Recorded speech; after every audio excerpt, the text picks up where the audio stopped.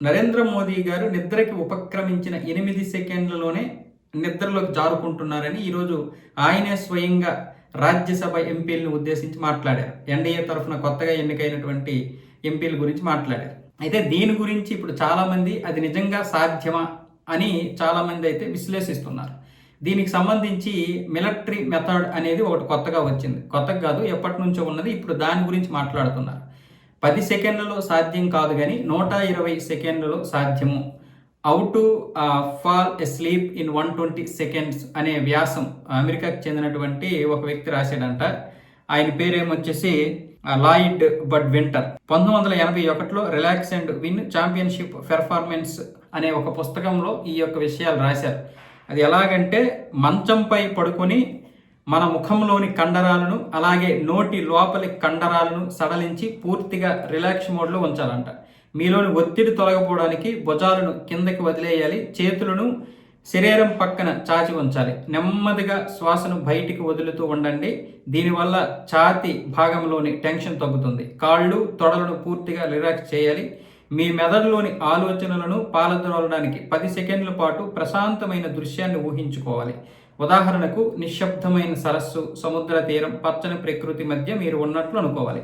అలా చేయడం కుదరకపోతే ఎలాంటి ఆలోచనలు వద్దు అనే మాటను 10 సెకండ్ల పాటు మనసులోనే అనుకోండి. అప్పుడు సుమారు 10 సెకండ్లలోనైనా మీకు నిద్ర పడుతుంది.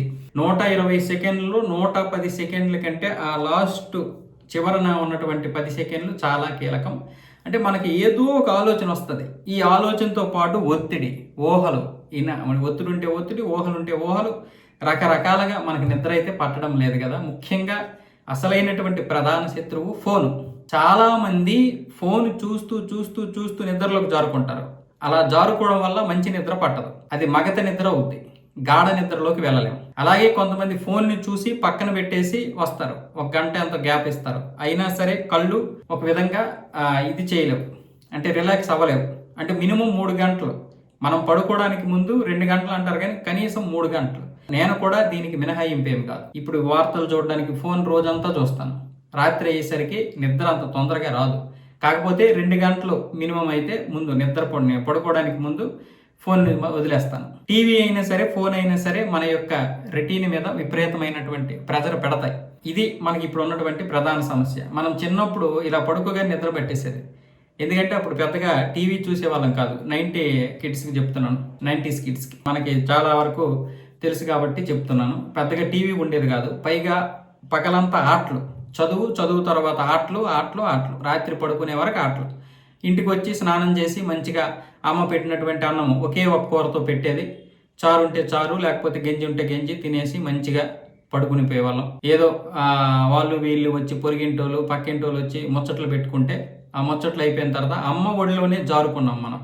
అలాగే అమ్మ ఒడిలోనే పడుకుడిపోయినటువంటి సందర్భాలు. నేనైతే ఎప్పుడైనా సరే కార్తీక మాసంలో శివపురాణం చదవగానే ఇంటికి వస్తే నిద్ర పట్టేసేది. ఇక పగలంతా ఆడుకొని వచ్చి ఏదో ఒకటి చిరతాబిల్లో, వాలీబాలు, లేకపోతే బంతాటో, క్రికెటో, ఏదో ఒకటి జోరీబాలు, ఇలా రకరకాలుగా ఆడుకోవడం, బాగా పరిగెత్తడం, స్కూల్లో కూడా ఆడించడం జరిగింది. మనకి ఇప్పుడు అవేమీ లేవు.